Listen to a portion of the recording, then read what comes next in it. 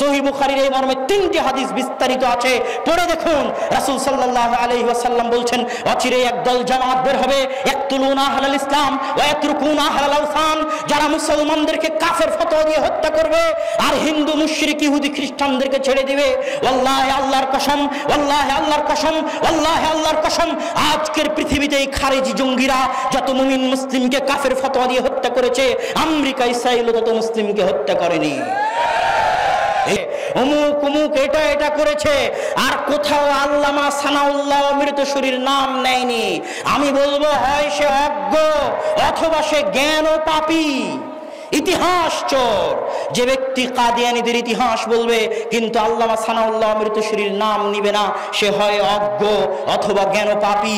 আল্লামা সানাউল্লাহ অমৃতসরী আহলে হাদিসদের এমন একজন দিকপাল আলেম ছিলেন, যিনি একই টেবিলে একই মঞ্চে বসে একই সাথে হিন্দু বৌদ্ধ খ্রিস্টান শিয়া সুন্নি বেরেলভি যত বেদাতি বাতিল ফিরকা আছে সকলকে একই টেবিলে একই সাথে বসে পরাস্ত করে একই দিনে উঠে যাওয়ার মতো জ্ঞান যার নিকটে ছিল, তার নাম মাওলানা আল্লামা সানাউল্লাহ অমৃতসরী রাহিমাহুল্লাহ।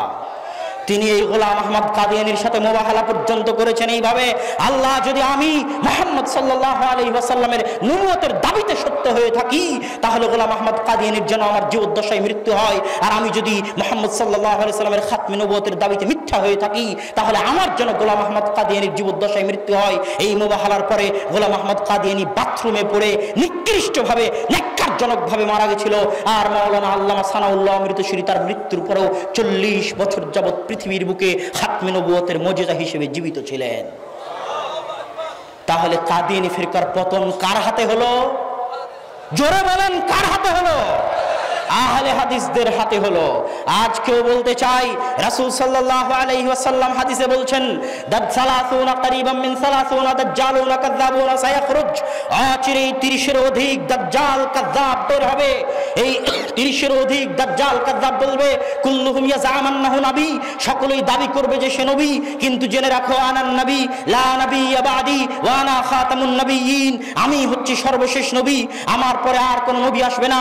আর সালমান ফারসি রাদিয়াল্লাহু তাআলা আনহুর ঘটনা আপনাদের জানা থাকা উচিত। আল্লাহর রাসূলকে খুঁজতে তিনি গোলাম হয়ে 350 বছর তিনি জীবিত ছিলেন। গোলাম হয়ে তিনি মদিনায় আসলেন। মদিনায় আসার পর তিনি তার আগের পাদ্রীকে জিজ্ঞেস করেছিলেন যে আমি এখন কার নিকটে দিনে হক খুঁজে পাবো? আগের পাদ্রী বলল, সায়াখরুজু নাবিয়্যুন ফি আরদিল আরব বাইনাল হারসা ইউহাজিরু বাইনাল হাররাতাইন, জেনে রাখো আরব ভূমিতে অচিরে একজন নবী বের হবে যিনি হিজরত করবে বাইনাল হাররাতাইনের মধ্যে। ওই নবী তার বৈশিষ্ট্য হচ্ছে লা ইয়াকুলুস সাদাকা, সাদাকার মাল ভক্ষণ করবে না, ওয়া ইয়াকুলুল হাদিয়া, হাদিয়ার মাল ভক্ষণ করবে, ওয়া ইয়াকুনু বাইনা কাতিফাইহি খাতামুন নবুওয়া, তার 2 কাঁধের মাঝে খাতমুন নবুয়তের সিল মোহর থাকবে, তিনি হবেন সর্বশেষ নবী। সালমান ফারসি রাদিয়াল্লাহু তাআলা মদিনায় আসলেন, গোলাম হয়ে থাকলেন, অনুসন্ধান করতে লাগলেন নবীর। একদিন শুনতে পেলেন মদিনায় নাকি একজন নবী এসেছে। তিনি বললেন, কিদ্দানাস কোথা? যখন আমি শুনলাম মদিনায় একজন নবী এসেছে, তখন গাছ থেকে পড়ে যাই আবেগের আতিশয্যে আমি গাছ থেকে পড়ে যাই, তখন সাথে সাথে নিচে নেমে জামাতু মা কানা ইনদি, আমার নিকটে যা ছিল তা জমা করলাম। ওয়াযাহাবতু ইলা রাসূলিল্লাহ, আল্লাহর রাসূলের দরবারে গেলাম। আল্লাহর রাসূলের দরবারে গিয়ে বললাম, ইয়া রাসূলুল্লাহ, হে আল্লাহর রাসূল, হাদিহি মা কানা ইনদি মিনাস সাদাকা, আমার নিকটে এই সাদাকার মাল ছিল, আপনার জন্য নিয়ে এসেছি। রাসূল সাল্লাল্লাহু আলাইহি ওয়াসাল্লাম সাহাবীদেরকে বললেন, কুলু, তোমরা এই সাদাকার মাল খাও। ওয়া আমসাকা ইয়াদাহু, আল্লাহর রাসূল তার হাত গুটিয়ে নিলেন, নিজে সাদাকার মাল খেলেন না। সালমান ফারসি ফিরে চলে আসলেন। তারপরের দিন আবার গেলেন, জামা মা কানা ইনদা, তার নিকটে যা ছিল তা জমা করে নিয়ে আল্লাহর রাসূলের দরবারে গেলেন। গিয়ে বললেন, ইয়া রাসূলুল্লাহ, হাদিহি মা কানা ইনদি মিনাল হাদিয়া, হে আল্লাহর রাসূল, এটা আমার নিকটে হাদিয়ার মাল ছিল। রাআইতুকা আন্নাকা লা তাকুলুস সাদাকা, আমি গতকাল দেখেছি আপনি সাদাকার মাল খান না, তাই আজকে আপনার জন্য হাদিয়ার মাল নিয়ে এসেছি আল্লাহর রাসূল। তখন সালমান ফারসি দেখলেন রাসূল সাল্লাল্লাহু আলাইহি ওয়াসাল্লাম ওই হাদিয়ার মাল থেকে আকালা খেলেন এবং সাহাবীদেরকেও দিলেন খাওয়ার জন্য। এবার আবু সালমান ফারসি বলছেন, ওয়াস্তাসবাস্তু জাম্মা রাসূলিল্লাহ, আমি রাসূল ইস্তাদারতু জাম্বা রাসূলিল্লাহ, আমি রাসূল সাল্লাল্লাহু আলাইহি ওয়াসাল্লামের চারপাশে ঘুরতে লাগলাম ওই তৃতীয় আলামত দেখার জন্য যে আল্লাহ রাসূলের 2 কাঁধের মাঝখানে খাতমে নবুয়তের সিল মোহর আছে না নাই, এটা দেখার জন্য আমি সালমান ফারসি পাগল হয়ে আল্লাহ রাসূলের চারপাশে ঘুরতে লাগলাম। ওয়াস্তাসবাস রাসূলুল্লাহ, আল্লাহ রাসূল বুঝে গেছেন যে সালমান ফারসি এমন কিছু খুঁজতেছে যা তাকে বলা হয়েছে ফালকা রিদাহু মিন যাহরি, আল্লাহ রাসূল তার পিঠ থেকে তার চাদর ফেলে দিলেন। তখন সালমান ফারসি বলছেন, ফারাআইতু, আমি দেখলাম যে রাসূল সাল্লাল্লাহু আলাইহি ওয়াসাল্লামের 2 কাঁধের মাঝে খাতমে নবুয়তের সিলমোহর রয়েছে, আল্লাহ রাসূলের পরে আর কোনো নবী আসবে না। তখন তিনি সাথে সাথে ওখানে পড়লেন আশহাদু আল্লা ইলাহা ইল্লাল্লাহ ওয়া আশহাদু আন্না মুহাম্মাদার রাসূলুল্লাহ। সম্মানিত উপস্থিতি, কাদিয়ানীরা তো কাফের, যারা কাদিয়ানীদেরকে কাফের মনে করবে না তারাও কাফের।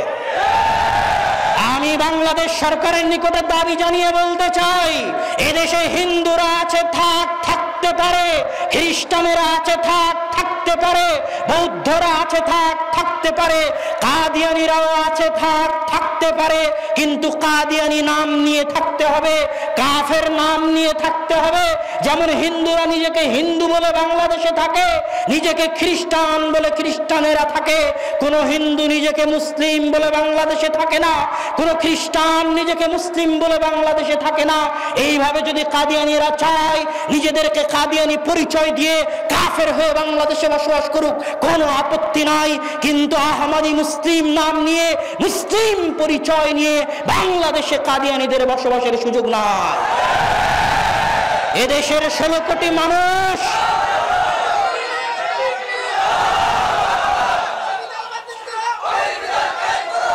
এদেশের 16 কোটি মানুষ এই দাবি জানায়, যেভাবে বিশ্বের 40টি মুসলিম রাষ্ট্রে কাদিয়ানীদেরকে রাষ্ট্রীয়ভাবে কাফের ঘোষণা করা হয়েছে, বাংলাদেশেও আমরা দেখতে চাই কাদিয়ানীদেরকে রাষ্ট্রীয়ভাবে কাফের ঘোষণা করা হোক।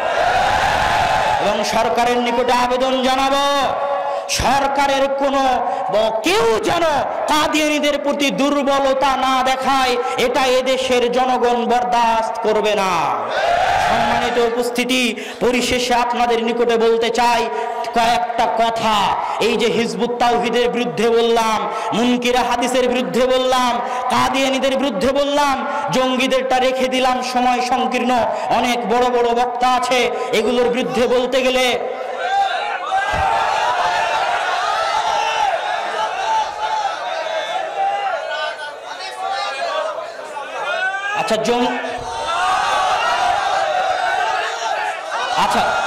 জঙ্গিবাদের বিরুদ্ধে তাহলে দুটি কথা বলে নেই। জঙ্গিবাদের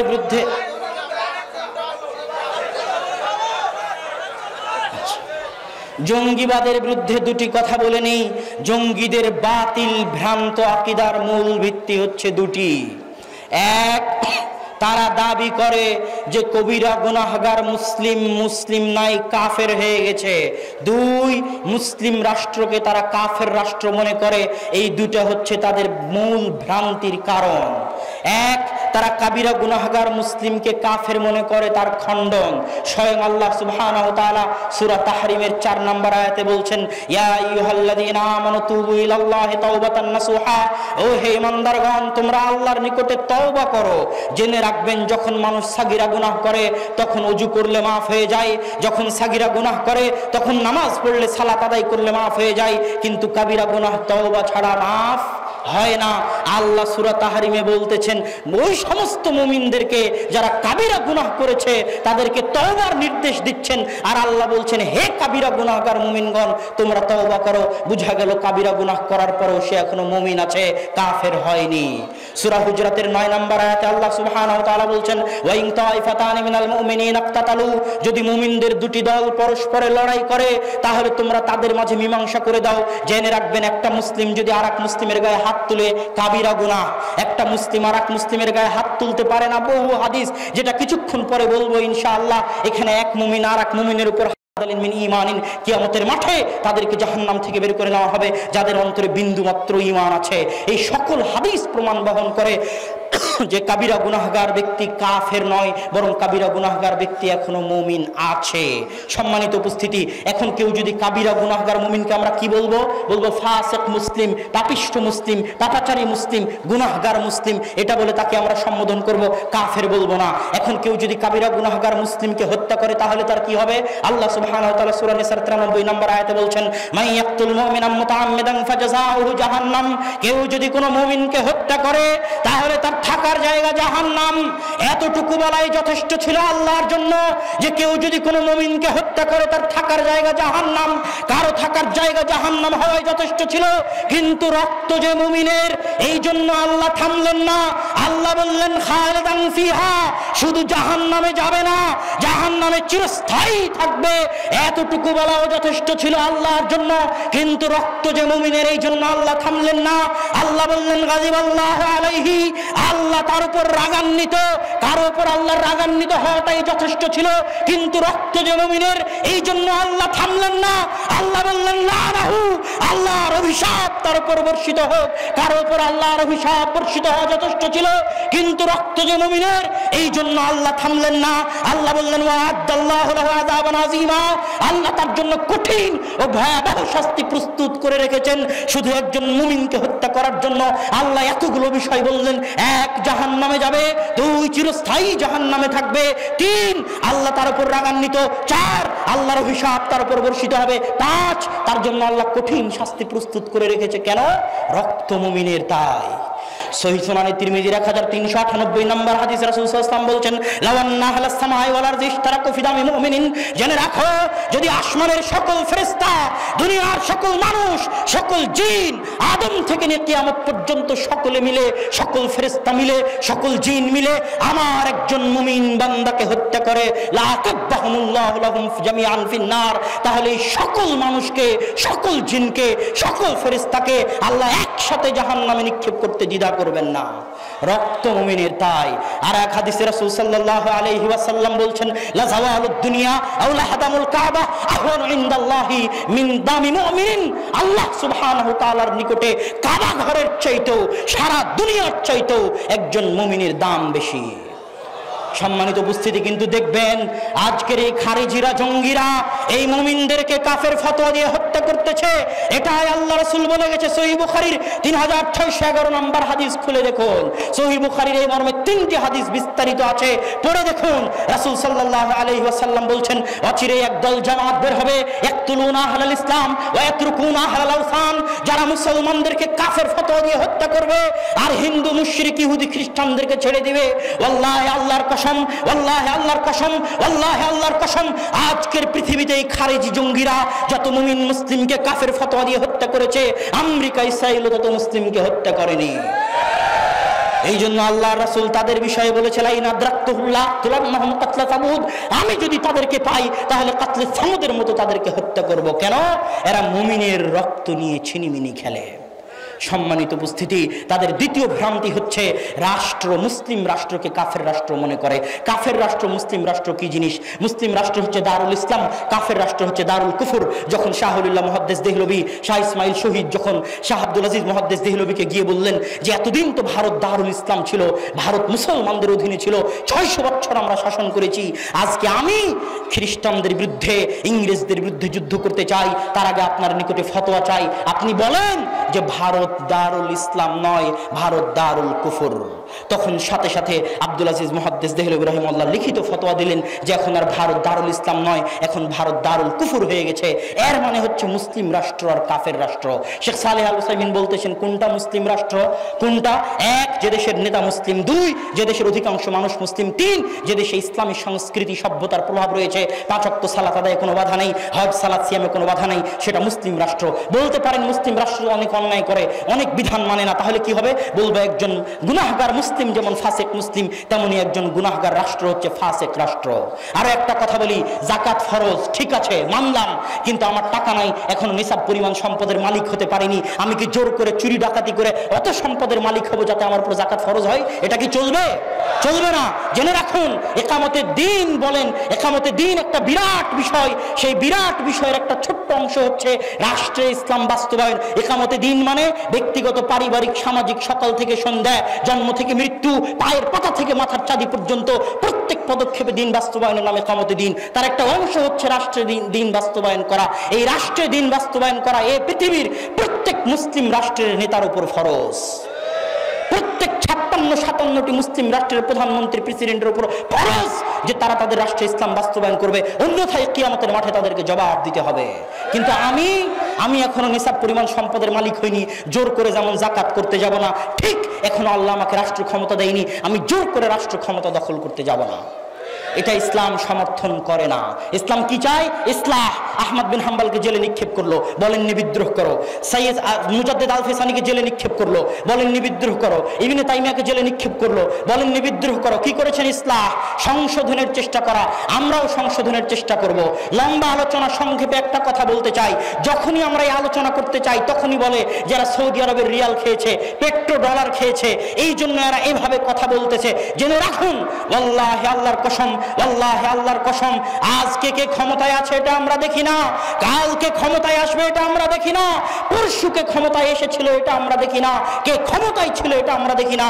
যতদিন হায়াত আছে ততদিন ইকামতে দিনের ব্যাখ্যা এভাবেই হবে। কে ক্ষমতায় আছে কে ক্ষমতায় নাই তা আমরা দেখি না। আমরা দরবারে আলেম নই, হায়াত থাকা পর্যন্ত এভাবে ইকামতে দিনের ব্যাখ্যা হবে। আর একটা কথা বলে যাই, জেনে রাখুন, মুসলিমরা যে দুইবার বিপদে পড়েছিল, যখন বাইতুল মাকদেস দখল করে নিয়েছিল ক্রুসেডাররা, তখন কোন ছুটকা ফুটকা সন্ত্রাসী জঙ্গি দলের নেতা বাইতুল মাকদেস মুক্ত করেননি। রাষ্ট্র ক্ষমতার মালিক সালাহউদ্দিন আইয়ুবী বাইতুল মাকদেস মুক্ত করেছিলেন। যখন হালাকু খা চেঙ্গিস খা মুসলমানদের মাথা কেটে মিনার বানাতো, তখন মুসলমানদেরকে হালাকু খা চেঙ্গিস খানের কবল থেকে কোন ছুটাফুটা জঙ্গি দলের নেতা মুক্ত করেনি। জাহির বেরবেজ খান, যিনি রাষ্ট্র ক্ষমতার মালিক ছিলেন, নেতা হিসেবে তিনি মুসলমানদের মুক্ত করেছেন। এই জন্য আল্লাহ দোয়া শিখিয়ে দিয়েছেন, সুলতান আন নাসিরা, তোমরা সাহায্যকারী নেতা চাও। আল্লাহে আল্লাহর কসম, আল্লাহে আল্লাহর কসম, আল্লাহে আল্লাহর কসম, হে যারা আমাদেরকে বলো যে আমরা পেট্রো ডলারের গোলাম, যারা বলো যে আমরা সরকারের গোলাম, যারা বলো যে আমরা সৌদির রিয়াল খাই, তারা কান খুলে শুনে নাও। আল্লাহর কসম, কোনদিন যদি এমন রাষ্ট্র নেতা আসে যে সালাহউদ্দিন আইয়ুবীর মতো, জাহির বেরবেজ খানের মতো জিহাদের ডাক দিবে, সেই দিন আহলে হাদিসের বাচ্চারাই জিহাদের সামনের কাতারে থাকবে।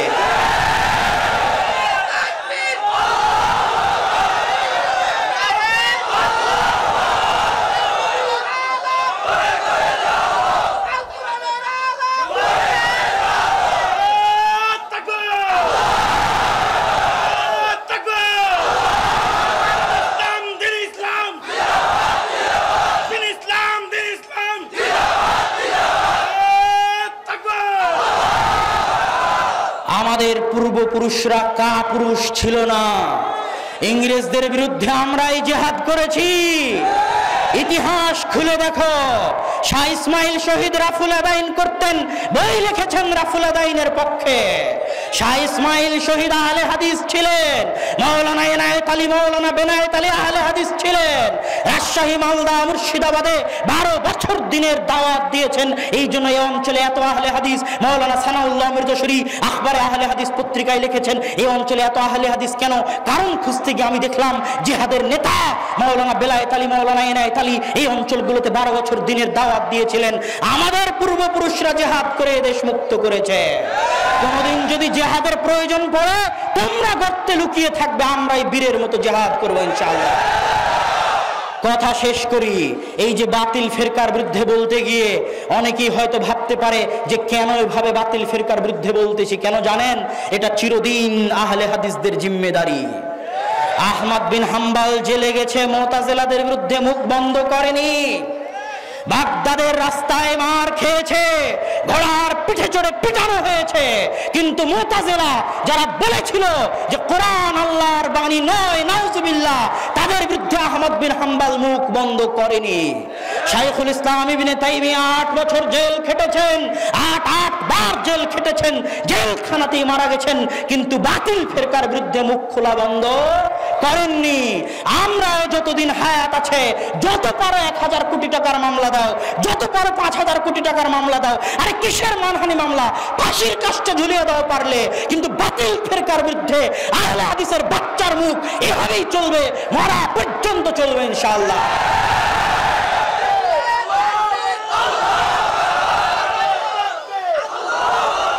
সম্মানিত উপস্থিতি, বক্তব্য শেষ করছি। আমি আপনাদের সামনে দাওয়াত দিতে আসিনি, দোয়া নিতে এসেছি। মাজলুম, আপনারা আমাদের জন্য দোয়া করবেন, আব্বুর জন্য দোয়া করবেন, আমার জন্য দোয়া করবেন। মেজো ভাই আব্দুর রহমান, যার বক্তব্য আপনারা শুনে থাকেন মাঝে মধ্যে, জামিয়া সালাফিয়া বানারসে পড়তেছে। ছোট ভাই আব্দুর রহিম মিশর আজহার বিশ্ববিদ্যালয়ে পড়তেছে। আমাদের দুনিয়াবি কোনো স্বার্থ নাই। আল্লাহে আল্লাহর কসম, আল্লাহর দ্বীন প্রচার করতে চাই পারিবারিকভাবে, পুরো পরিবার মিলে এই দুই জামিয়া সালাফিয়া প্রতিষ্ঠার পিছনে এই উদ্দেশ্য। আল্লাহর কসম, দুনিয়াবি কোনো স্বার্থ নাই। শুধু আল্লাহকে বলবেন, আল্লাহ সুবহানাহু ওয়া তাআলা যেন তার গায়েবী মদদ আমাদের জন্য অব্যাহত রাখে। আল্লাহুম্মা আমিন। আমাদের যেন তার দ্বীনের খেদমতের জন্য কবুল করে। আল্লাহুম্মা আমিন। এই বলে আজকের সংক্ষিপ্ত বক্তব্য এখানেই শেষ করছি। আসসালামু আলাইকুম ওয়া রাহমাতুল্লাহি ওয়া বারাকাতুহু। তাদের সালাত দেখেছেন আপনারা ভিডিও? কিভাবে তারা সালাত আদায় করে? তারা সালাতকে আর সালাত রাখেনি, সালাতকে একটা জঘন্য নীতি বানিয়ে ছেড়েছে। নাউজুবিল্লাহ। তাদের এই কথার জবাবে বলতে চাই, সালাত যদি সামরিক কুচকাওয়াজ হতো তাহলে হজ তার চেয়ে বড় সামরিক কুচকাওয়াজ হতো। হজে একজন হাজি যত পরিশ্রম করে, সালাতে অত পরিশ্রম হয় না। সালাত যদি সামরিক কুচকাওয়াজ হতো তাহলে সাহাবীরা আলাদা করে সামরিক প্রশিক্ষণ নিত না। সাহাবীরা আলাদা করে সামরিক প্রশিক্ষণ নেয়নি। আপনারা ইতিহাস পড়ে দেখেন, তীর চালনা শিখেছে, তরবারি পরিচালনা শিখেছে, মসজিদের মধ্যে কুস্তি করেছে। যদি সালাতে সামরিক কুচকাওয়াজ হয় তাহলে এগুলোর প্রয়োজন কি? ডাহা মিথ্যা কথা। ইসলামকে নষ্ট করার এক মহা ষড়যন্ত্র এই যুগে হচ্ছে হিজবুত তাওহীদ। সম্মানিত উপস্থিতি, সালাত, সিয়াম, হজ, যাকাত সবই হচ্ছে, যদিও এগুলো বাদানি শারীরিক পরিশ্রম আছে, কিন্তু এগুলো আত্মিক ইবাদত। যদিও রাসূল সাল্লাল্লাহু আলাইহি ওয়াসাল্লাম বলেছে যে রুকুতে তুমি পিঠ সোজা করো, রাসূল সাল্লাল্লাহু আলাইহি ওয়াসাল্লাম বলেছে রুকু থেকে এমন ভাবে দাঁড়াও যেন সব হাড় নিজ নিজ জায়গায় ফিরে যায়। এই কথাগুলোর মানে এই নয় যে সালাত হচ্ছে সামরিক কুচকাওয়াজ। নাউজুবিল্লাহ। সালাতের প্রত্যেক অংশের সাথে আত্মার সম্পর্ক আছে। শাহ ওলিউল্লাহ মুহাদ্দিস দেহলভী রাহিমাহুল্লাহ হুজ্জাতুল্লাহিল বালিগার মধ্যে বলছেন, রাফুল ইয়াদাইন করা মানে হচ্ছে স্যালেন্ডার করা, আল্লাহর সামনে নিজেকে স্যালেন্ডার করা, আত্মিক ইবাদত। সুবহানাল্লাহ। রাসূল সাল্লাল্লাহু আলাইহি ওয়াসাল্লাম বলছেন, বান্দা আল্লাহর সবচেয়ে নিকটবর্তী হয় যখন সিজদায় থাকে। আত্মিক ইবাদত, সিজদায় গিয়ে আল্লাহর কাছে দোয়া করতে হবে। আর এটা যে ডাহা মিথ্যা কথা, তার সবচেয়ে বড় প্রমাণ হচ্ছে সালাত শব্দটা নিজেই। সালাত শব্দের অর্থ কি কোনোদিন দেখেছেন? সালাত শব্দের অর্থ কি? সালাত শব্দের অর্থ হচ্ছে দোয়া। আল্লাহর নিকট সবচেয়ে বেশি দোয়া করার, সবচেয়ে বেশি দোয়া কবুল হওয়ার, আল্লাহকে সবচেয়ে কাছ থেকে ডাকার সবচেয়ে বড় মাধ্যম কি? সালাত। আল্লাহকে ডাকার, আল্লাহর নিকটে দোয়া করার এই মাধ্যমকে তারা নাম সর্বস্ব শারীরিক পরিশ্রম, জিমের কারখানা বানিয়ে ছেড়েছে মসজিদগুলোকে। নাউজুবিল্লাহ। সম্মানিত উপস্থিতি, এই সালাত শব্দের অর্থ হচ্ছে দোয়া। মানুষ বলে যে সালাত শেষ হলে 5 ওয়াক্ত সালাত শেষে আবার দোয়া করে দেন, বলে না? হুজুর দোয়া করে দিল না, বলে না? আরে সালাত মানেই তো দোয়া। আমি তো এতক্ষণ দোয়াই করলাম, সালাম ফিরা হয়ে গেছে, এখন দোয়া বন্ধ, এখন চলবে জিকির। সালামের পরে কি? জিকির। সালামের আগ পর্যন্ত কি? দোয়া। আর সালামের পরে বলতেছে দোয়া করে দেন। আজীব ব্যাপার। সালামের পরে চলবে জিকির আর সালামের আগে চলবে দোয়া। এই সূক্ষ্ম তাত্ত্বিক জিনিস বাংলাদেশের মানুষ বুঝে না। সম্মানিত উপস্থিতি, হিজবুত তাওহীদ বিষয়ে আরো গুরুত্বপূর্ণ কথা হচ্ছে যে তারা ইতাআতুল ইমাম, ইমামের আনুগত্যকে নিঃশর্ত আনুগত্যে পরিণত করে দিয়েছে। নাউজুবিল্লাহ। যে ইমামের আনুগত্য করতে হবে নিঃশর্ত, আর নিঃশর্ত আনুগত্য একমাত্র কার জন্য? আল্লাহ সুবহানাহু ওয়া তাআলার জন্য। এইজন্য আল্লাহ সুবহানাহু ওয়া তাআলা সূরা তাওবার মধ্যে বলছেন, ইত্তাখাযু আহবারাহুম ওয়া রুহবানাহুম আরবাবা মিন দুনিল্লাহ। আরে ওরা তো তাদের আলেম ওলামাকে, নেতাকে আল্লাহর জায়গায় বসিয়ে দিয়েছে। নাউজুবিল্লাহ। তো এরাও তাই করা শুরু করেছে যে ইমামকে আল্লাহর জায়গায় বসাতে শুরু করেছে। এবং আরো একটি দুঃখজনক বিষয় যে যত সংগঠনই তৈরি হোক না কেন, সব সংগঠনই চায় যে সেই সংগঠনের নেতা হোক একক স্বৈরাচারী, তার আনুগত্য আমাকে এবং আপনাকে করতেই হবে। যদি তার আনুগত্য আমি এবং আপনি না করি তাহলে আমার এবং আপনার মৃত্যু হবে জাহিলিয়াতের মৃত্যু। আমি ইসলাম থেকে বের হয়ে যাব। আমিরের নামে যত হাদিস এসেছে সব হাদিসকে পৃথিবীর যত দল আছে, তাবলীগ জামাত বলেন, জামাতে ইসলাম বলেন, হিজবুত তাওহীদ বলেন, সব দলই আমিরের নামে যত হাদিস এসেছে সব হাদিসকে নিজের দলের আমিরের জন্য ব্যবহার করে। এই জন্য আমি বলি, আসমানের নিচে জমিনের উপরে সবচেয়ে মাজলুম হাদিস হচ্ছে আমির সংক্রান্ত যত হাদিস এসেছে। মাজলুম হাদিস, এই হাদিসগুলোর এত অপব্যাখ্যা করা হয়েছে, এগুলো মাজলুম হাদিস। সম্মানিত উপস্থিতি, দেখেন রাসূল সাল্লাল্লাহু আলাইহি ওয়াসাল্লামের একটা হাদিস শুনেন। এই হাদিসই আপনার জন্য যথেষ্ট, এই দল সংগঠন হিজবুত তাওহীদ হোক আর যেটাই হোক বুঝার জন্য। রাসূল সাল্লাল্লাহু আলাইহি ওয়াসাল্লাম বলতেছেন, লা ইয়াহিল্লু দামু মরিইন মুসলিমিন, একজন মুসলিমের রক্ত হালাল নয়, হারাম, তবে 3 অবস্থা ব্যতীত। 1, আত-তারিকুল ইসলাম ও মুফারিকুল জামাআহ, ইসলাম ত্যাগ করেছে, জামাত দল ছেড়ে দিয়েছে। 2, বিবাহিত অবস্থায় জেনা করেছে। 3, আন-নাফসু বিন-নাফস, আরেকজন নিরপরাধ মানুষকে হত্যা করেছে। এই 3 অবস্থা ছাড়া বাকি কোনো অবস্থায় একজন মুসলিমের রক্ত হালাল নয়। আমি আপনাকে বলতে চাই, হাদিসটা একটু গভীরভাবে দেখুন। কিভাবে গভীরভাবে? কেন? আল্লাহর রাসূল বললেন 3টা বিষয়, যেই 3টা বিষয়ে রক্ত হালাল হয়ে যায় মুসলমানের রক্ত। 1, ইসলাম ছেড়ে দিয়েছে, জামাত দল ত্যাগ করেছে। 2টা কিন্তু আলাদা নয়, আল্লাহ রাসূল একসাথে বললেন যে ইসলাম ছেড়ে দিয়েছে আর কি ত্যাগ করেছে? জোরে বলেন, কি ত্যাগ করেছে? জামাত। জামাত মানে কি? দল। তাহলে এবার বুঝেন যে যত জায়গায় জামাত ব্যবহার হয়েছে, কোন জায়গাতেই কারো পৈতৃক সম্পত্তির সংগঠন নয়, কারো তৈরি করা সংগঠন নয়। জামাত মানে হচ্ছে ইসলাম, মুসলমানদের জামাত। এটাই সঠিক ব্যাখ্যা। এই হাদিস তার প্রমাণ বহন করে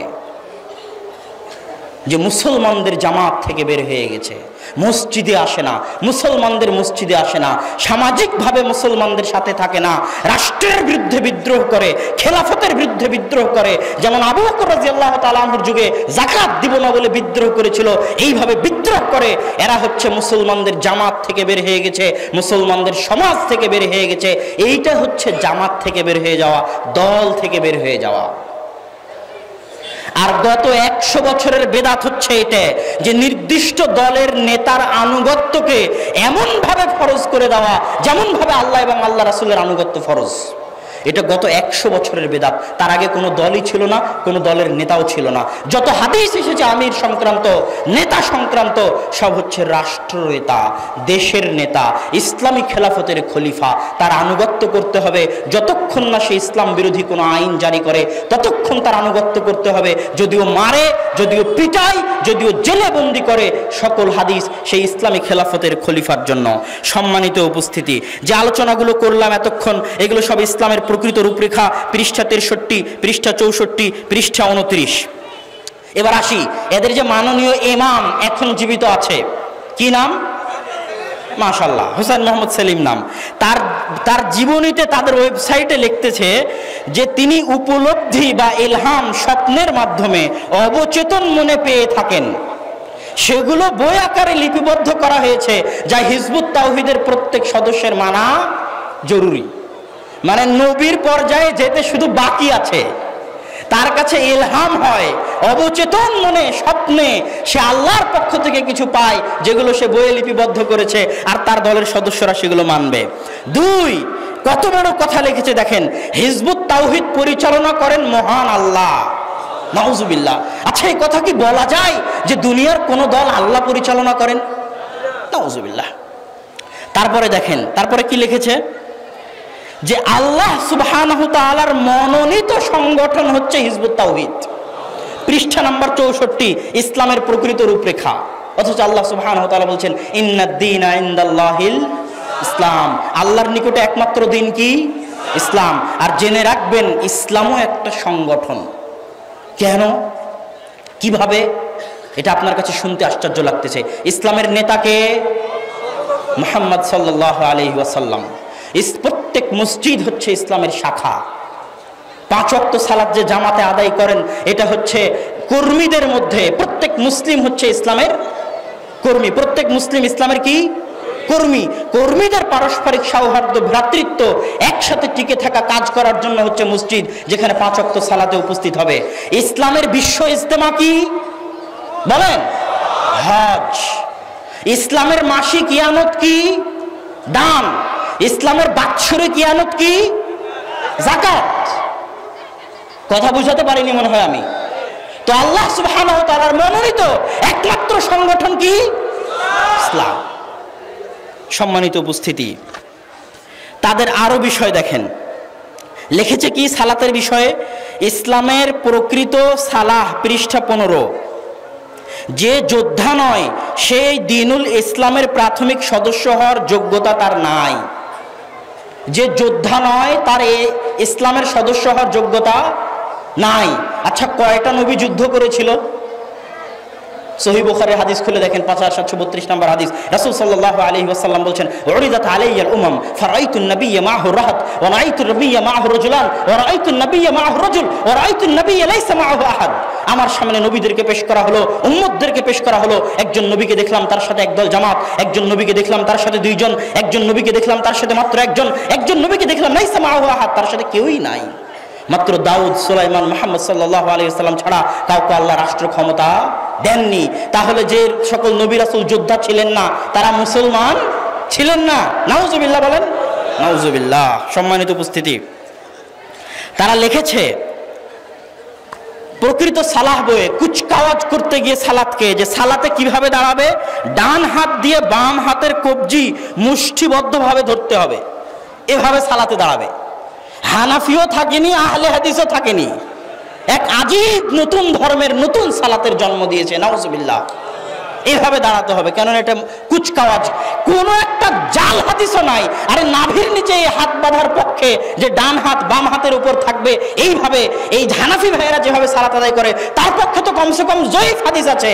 আরে ইমাম আর হিজবুত তাওহীদ যে এইভাবে বললো সালাত আদায় করতে হবে, এর পক্ষে একটা জাল হাদিসও নাই। নাউজুবিল্লাহ। সম্মানিত উপস্থিতি, তাদের আরো একটা ভ্রান্ত আকীদা কি?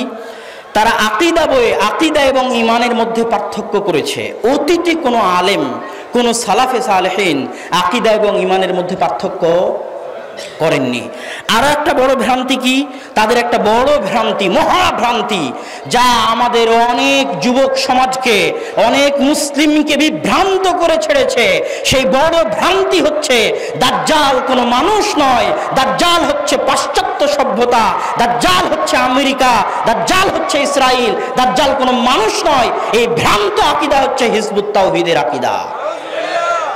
এই আকীদা অনেক বিভ্রান্ত। অনেক যুবককে দেখেছি তাদের ওই বাইজিদ খান পান্নির ওই বই পড়ে, যে দাজ্জাল হচ্ছে আমেরিকার সভ্যতা, পাশ্চাত্য সভ্যতা, ওই বই পড়ে বহু যুবককে বিভ্রান্ত হতে দেখেছি, যারা আর বিশ্বাস করে না যে দাজ্জাল কোনো মানুষ। অথচ অগণিত হাদিস, মুতাওয়াতির পর্যায়ের হাদিস, যে দাজ্জাল একজন মানুষ। রাসূল সাল্লাল্লাহু আলাইহি ওয়াসাল্লাম সহিহ বুখারীর 6508 নম্বর হাদিসে বলছেন, আওয়ারুল আইন, দাজ্জালের এক চোখ হবে কানা। রাসূল সাল্লাল্লাহু আলাইহি ওয়াসাল্লাম ওই হাদিসেই বলছেন, সাহাবীদেরকে দেখিয়ে দিয়ে, যে আকরাবুন নাস বিহি শাবহান ইবনু কাতান, এই যে ইবনু কাতানকে দেখতে পাচ্ছ না, সে কিন্তু দেখতে দাজ্জালের মতো। আল্লাহ রাসূল মানুষকে দেখিয়ে দিয়ে বলেছেন। আর ইবনু সাইয়্যিদিন নাসের যেগুলো ঘটনা আছে সেগুলো পড়ে দেখেন, সেগুলো পড়লেও বুঝতে পারবেন। আরেক হাদিসে রাসূল সাল্লাল্লাহু আলাইহি ওয়াসাল্লাম বলেছেন, শাবুন কাতিত, দাজ্জাল হচ্ছে যুবক।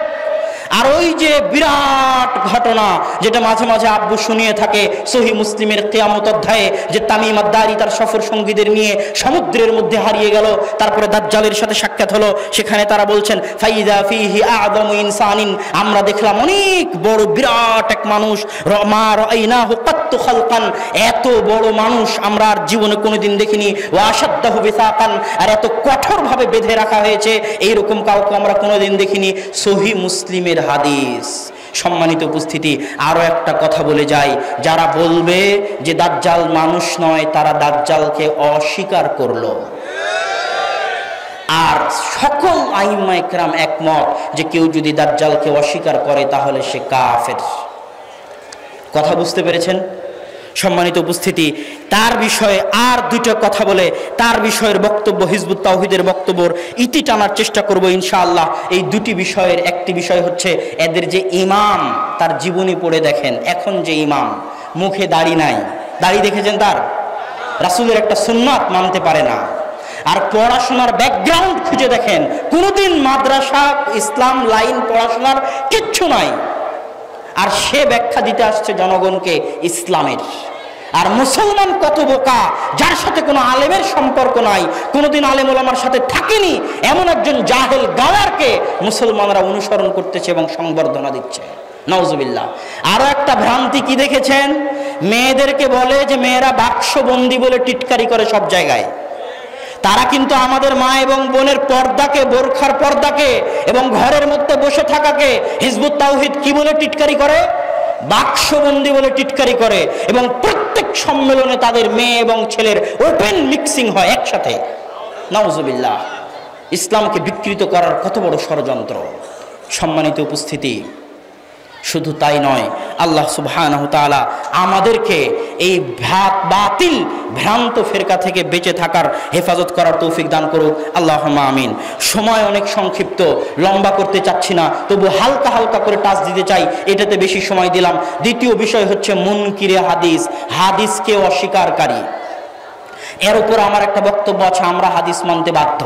তারপরও অনেক ভাইয়ের আবদার যে মুনকিরে হাদিসদের অত্যাচার অনেক বেড়ে গেছে, আপনি কিছু বলিয়েন। এবং নতুন নতুন মুনকিরে হাদিসের জন্ম হচ্ছে, নতুন নতুন মুতাজিলার জন্ম হচ্ছে, যাদের বক্তব্য আপনাদের মোবাইলে আছে। তাদের বক্তব্য ডিলিট করতে হবে, নাম নিতে চাচ্ছি না।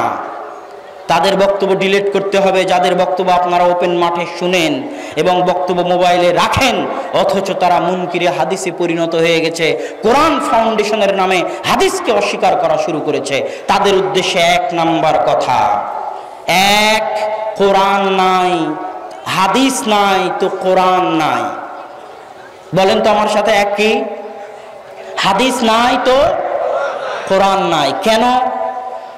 রাসূল সাল্লাল্লাহু আলাইহি ওয়াসাল্লাম হাদিস যেই মুখ দিয়ে বলতেন, কোরআনও ওই মুখ দিয়েই তেলাওয়াত করতেন, ঠিক কিনা?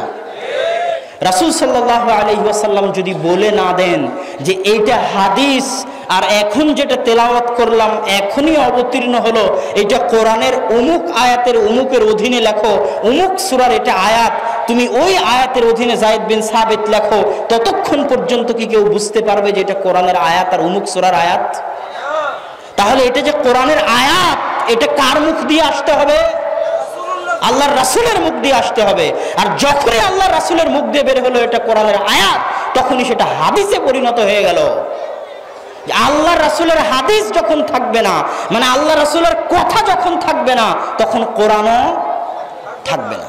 আল্লাহর রাসূলের কথা দিয়েই নির্বাচিত হবে, নির্ধারিত হবে যে এটা কোরআন এবং অমুক সূরার অধীনে। অতএব এক, যারা হাদিসকে অস্বীকার করে তারা মূলত প্রকারান্তরে কোরআনকে অস্বীকার করে। দুই, আল্লাহ সুবহানাহু ওয়া তাআলা চাইলে কোরআনকে জমিনে ফেলে দিতে পারতেন, ফেরেশতা দিয়ে পাঠিয়ে দিতে পারতেন, এই নাও কোরআন, পড়ো, মানো, অনুসরণ করে চলো। এরকম কি পারতেন না আল্লাহ? অবশ্যই পারতেন। তাহলে কেন একজন নবীকে 40 বছর যাবৎ যাচাই বাছাই করে, এত কষ্ট করে নবুয়ত দিয়ে, 13 বছর মক্কার কষ্টের জীবন, বাকি 10 বছর জিহাদি জীবন, 23 বছরের ঝড় ঝামেলা ঝঞ্ঝাটপূর্ণ এক জীবন দিয়ে ধীরে ধীরে আস্তে আস্তে কোরআন কেন অবতীর্ণ করলেন? একটাই কারণ, যে রাসূল সাল্লাল্লাহু আলাইহি ওয়াসাল্লাম যেন এই কোরআনের ব্যাখ্যা নিজে আমল করে, নিজের কথা দিয়ে, নিজের কাজ দিয়ে জাতিকে বুঝিয়ে যেতে পারেন যে এটা হচ্ছে কোরআনের ব্যাখ্যা, কোরআনের উপর এভাবে আমল করতে হয়। তাহলে যদি রাসূল সাল্লাল্লাহু আলাইহি ওয়াসাল্লামের ওই 23 বছর প্রয়োজন থাকে তার ওই আমলের, তার ওই কথা, তার ওই কাজের, তাহলে সেই 23 বছরের রাসূলের কথা এবং কাজের কি আজকে প্রয়োজন নাই? যদি 23 বছরের এই কথা কাজ আজকে আমরা না পাই, তাহলে রাসূল সাল্লাল্লাহু আলাইহি ওয়াসাল্লামের পৃথিবীতে আসা বৃথা। নাউজুবিল্লাহ। সম্মানিত উপস্থিতি, অতএব ওই 23 বছরে রাসূল সাল্লাল্লাহু আলাইহি ওয়াসাল্লাম যা করেছেন, যা বলেছেন, কোরআনের ব্যাখ্যায় তাই হচ্ছে হাদিস। অতএব হাদিসকে আমাদের মাঝে উপস্থিত থাকতে হবে, উপস্থিত থাকা জরুরি। এই জন্যই আল্লাহ সুবহানাহু তাআলা রাসূল সাল্লাল্লাহু আলাইহি ওয়াসাল্লামকে 23 বছর কোরআনের ব্যাখ্যা করার জন্য পাঠিয়েছিলেন। 3, তারা অভিযোগ উত্থাপন করে থাকে একটা পয়েন্ট, 3 নাম্বার, যে হাদিস ছাড়া ইসলামী শরীয়ত অচল। কিভাবে অচল? একটা শুধু উদাহরণ দেই। আপনি যদি এখনই মারা যান, মরার পর থেকে নিয়ে কাফন, দাফন, জানাজা, কবরে রাখা, গোসল করানো, সবকিছুর বিষয়ে কোরআনে একটা আয়াত খুঁজে পাবেন? মানুষের মৃত্যু থেকে নিয়ে, একজন মুসলিমের মৃত্যু থেকে নিয়ে কবর দেওয়া পর্যন্ত এই বিরাট একটা বিষয় শুধু মুসলমান কোথায় পেতে পারে? হাদিসে পেতে পারে। তাহলে হাদিস ছাড়া ইসলামী শরীয়ত অচল। এরকম আরো বহু উদাহরণ দেওয়া যাবে। কোরআনে আল্লাহ বহুবার সালাতের কথা বলেছে, সালাত কিভাবে পড়বে তা বলেনি, আল্লাহ রাসূল ব্যাখ্যা করে দেখিয়ে দিয়েছেন। 3, 4, তারা যে অভিযোগগুলো উত্থাপন করে সেই অভিযোগগুলো কি? যে ইমাম বুখারী রাহিমাহুল্লাহ সেই 194 হিজরিতে জন্ম, 256 হিজরিতে মৃত্যু, এতদিন পরে তিনি একটা বই লিখলো, আর এই পাগল মুসলমানরা বলতেছে সেই বই নাকি আসাহুল কুতুব বাদা কিতাবিল্লাহ, আল্লাহর কোরআনের পরে সবচেয়ে সহিহ গ্রন্থ, অথচ 200 বছর পর লিখেছে। বলে না তারা কথা? এই অভিযোগের 2টা জবাব দিব আমি। 1 নাম্বার কথা হচ্ছে, তারা এটা বলে ইলমে হাদিসকে ফু মেরে উড়িয়ে দিতে চায়। ইলমে হাদিস ফু মেরে উড়িয়ে দেওয়ার জিনিস নয়। আপনি জেনে রাখুন, পৃথিবীতে যত ইঞ্জিনিয়ার, যত ডাক্তার, যত জ্ঞানী, যত বিজ্ঞানী, যত পণ্ডিত এক একটা বিষয়ের পিছনে যত পরিশ্রম করেছে, পদার্থবিজ্ঞানের পিছনে একজন পদার্থবিদ যত পরিশ্রম করেছে, ডাক্তারি বিদ্যার পিছনে একজন ডাক্তার যত পরিশ্রম করেছে, ইঞ্জিনিয়ারিং বিদ্যার পিছনে একজন ইঞ্জিনিয়ার যত পরিশ্রম করেছে, সকলের পরিশ্রম যদি এক জায়গায় করা হয়, তাহলে দুনিয়ার মুহাদ্দিসরা হাদিসের পিছনে যত পরিশ্রম করেছে, মুহাদ্দিসদের পরিশ্রমের চারানো বিন্দু পরিমাণ তুলনা তাদের পরিশ্রমের সাথে হবে না। হাদিস হচ্ছে এমন ভারী জিনিস, বাহরুন লা সাহিলা লাহু, এমন সমুদ্র যার কোনো তীর নাই। সম্মানিত উপস্থিতি, মুহাদ্দিসদের পরিশ্রমের একটা উদাহরণ দিব। আবু হুরায়রা রাদিয়াল্লাহু তাআলা আনহু, তার ছাত্র হাম্মাম বিন মুনাব্বিহ, তার ছাত্র মা'মার বিন রাশিদ, তার ছাত্র আব্দুর রাজ্জাক বিন হাম্মাম আস-সানআনী, তার ছাত্র আহমদ বিন হাম্বল, তার ছাত্র ইমাম বুখারী। আহমদ বিন হাম্বলের মুসনাদে আহমদ, আর আব্দুর রাজ্জাক বিন হাম্মাম আস-সানআনীর হচ্ছে মুসান্নাফ আব্দুর রাজ্জাক। আব্দুর রাজ্জাক বিন হাম্মাম আস-সানআনী হচ্ছে মা'মার বিন রাশিদের ছাত্র, মা'মার বিন রাশিদ হাম্মাম বিন মুনাব্বিহের ছাত্র, আর হাম্মাম বিন মুনাব্বিহ আবু হুরায়রা রাদিয়াল্লাহু তাআলা আনহুর ছাত্র।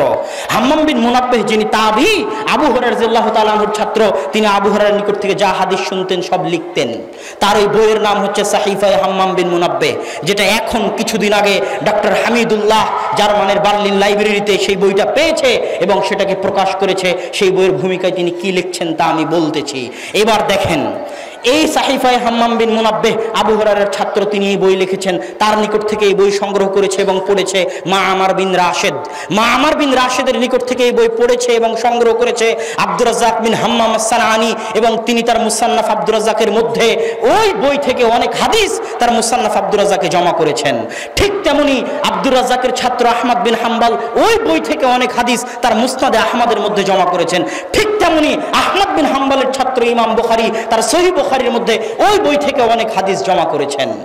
এখন এই যে গবেষক, এই যে প্রকাশক 1400 বছর পরে সেই সাহিফায়ে হাম্মাম বিন মুনাব্বিহকে বার্লিনের লাইব্রেরিতে পেয়ে ওই সাহিফায়ে হাম্মাম বিন মুনাব্বিহের যে যে হাদিস ইমাম আব্দুর রাজ্জাক তার মুসান্নাফ আব্দুর রাজ্জাকে এনেছে, যে যে হাদিস ইমাম বুখারী তার সহিহ বুখারীতে এনেছিলেন, যে যে হাদিস ইমাম আহমদ বিন হাম্বল তার মুসনাদে আহমদে এনেছিলেন, ওই সাহিফায়ে হাম্মাম বিন মুনাব্বিহের সাথে এই 3টা হাদিসে, এই 3টা হাদিসের গ্রন্থে যে হাদিসগুলো আনা হয়েছে সবগুলোর সাথে মিলিয়ে দেখলেন যে সাহিফায়ে হাম্মাম বিন মুনাব্বিহের হাদিসের সাথে এই 3টা গ্রন্থে আনা হাদিসের একটা হরফেও পার্থক্য নাই। এটাই হচ্ছে মুসলমানদের, মুহাদ্দিসদের হাদিস সংগ্রহের ইতিহাস, নজির, দৃষ্টান্ত। সম্মানিত উপস্থিতি, এখানে আরো একটা কথা বলি। তারা বলে এত বছর পরে সেই ইমাম বুখারী কেমনে লিখলো? আমি আপনাকে বলি যে বাংলাদেশের একজন বড় ব্যক্তিত্ব প্রধানমন্ত্রী, আপনার নিকট একজন বড় ব্যক্তিত্ব এমপি সাহেব, আপনার নিকট একজন বড় ব্যক্তিত্ব আব্দুর রাজ্জাক সাহেব, আপনি যদি একটা দিন প্রধানমন্ত্রীর সাথে কাটান, একটা দিন এমন ব্যক্তির সাথে কাটান যাকে আপনি জীবন দিয়ে ভালোবাসেন, ওই দিনটা স্মরণ করার জন্য, ওই দিনে কি কি করেছেন, কি কি বলেছেন তা মনে রাখার জন্য আপনাকে কি মুখস্থ করা লাগবে? এভাবে বই পড়ার মতো ঝুঁকে ঝুঁকে মুখস্থ করা লাগবে? লাগবে না। তাহলে যে সাহাবীরা রাসূল সাল্লাল্লাহু আলাইহি ওয়াসাল্লামকে তাদের জীবনের চাইতেও বেশি ভালোবাসতেন, দুনিয়ার মানুষ আরেকজনকে যত না ভালোবাসতে পারে সাহাবীরা তার চেয়ে হাজার গুণ বেশি আল্লাহ রাসূলকে ভালোবাসতেন। সে আল্লাহ রাসূলের সাথে তারা 5 ওয়াক্ত সালাত আদায় করতেছে, সে আল্লাহ রাসূলের সাথে তারা যুদ্ধ করতেছে, সে আল্লাহ রাসূলের সাথে তারা হজ করতেছে, সে আল্লাহ রাসূলের সাথে তারা সিয়াম করতেছে। এই 5 ওয়াক্ত সালাত আল্লাহ রাসূল কিভাবে আদায় করেছেন, এই হজ আল্লাহ রাসূল কিভাবে করেছেন, এই সিয়াম আল্লাহ রাসূল কিভাবে করেছেন, তা মনে রাখার জন্য সাহাবীদেরকে মুখস্থ করা লাগবে? আপনার কি মনে হয় মুখস্থ করা লাগবে? সম্মানিত উপস্থিতি, যদি মুখস্থ না করা লাগে এটাই ঠিক যে তাদেরকে বিন্দুমাত্র মুখস্থ করা লাগতো না। কেন সালাত তারা দিনে 5 বার পড়তো। আল্লাহ রাসূলের মৃত্যুর পরে কোনো সাহাবী সালাত ছেড়ে দেয়নি। সব সাহাবী নিয়মিত 5 ওয়াক্ত সালাত আদায় করেছে, সব সাহাবী হজ করেছে, সব সাহাবী সিয়াম পালন করেছে, তারা দিন ধর্ম ছাড়েনি। অতএব যতদিন সাহাবীরা পৃথিবীতে জীবিত ছিল, প্রায় 100 বছর যাবত, ততদিন আল্লাহর রাসূলের হাদিস বিনা মুখস্থতে সাহাবীদের আমলের মধ্যে জীবিত ছিল। ঠিক সাহাবীদের পরে তাবিঈদের আমলের মধ্যে জীবিত ছিল। সম্মানিত উপস্থিতি, অতএব কেউ যদি বলে 200 বছর পরে এসে কিভাবে লিখলো, সে আসলে ইলমে হাদিস সম্পর্কে অজ্ঞ। ইলমে হাদিস সম্পর্কে তার নিকটে বিন্দু মাত্র জ্ঞান নাই। আল্লাহ তাদেরকে হেদায়েত দান করুক, আল্লাহুম্মা আমিন। সম্মানিত উপস্থিতি, এবার আমি আমার আলোচনার তৃতীয় পয়েন্টে চলে এসেছি, কাদিয়ানি। কাদিয়ানিদের নিয়ে এখন অনেক আলোচনা হচ্ছে না? এই জন্য একটু আলোচনা হওয়া উচিত কাদিয়ানিদের বিষয়ে। আরো একটু আলোচনা হওয়া উচিত যে কেউ কেউ আহলে হাদিসদের বলে আহলে হাদিসরা নাকি কাদিয়ানিদের এজেন্ট। তাদেরকে ইতিহাস জানা থাকতে হবে। এই পৃথিবীর বুকে, ভারত উপমহাদেশে কাদিয়ানিদের বিরুদ্ধে যারা সবচেয়ে বেশি লড়াই করেছে, যাদের অবদান সবচেয়ে বেশি, বাহাস মুনাজারা মুবাহালার মাধ্যমে কাদিয়ানিদেরকে যারা মাঠে ময়দানে পরাস্ত করেছে, সেই জামাতের মধ্যে শীর্ষ স্থানে থাকবে আহলে হাদিস জামাত। একজন ব্যক্তি নামধারী সহিহ আকীদা ফেসবুকে পোস্ট দিচ্ছে যে গোলাম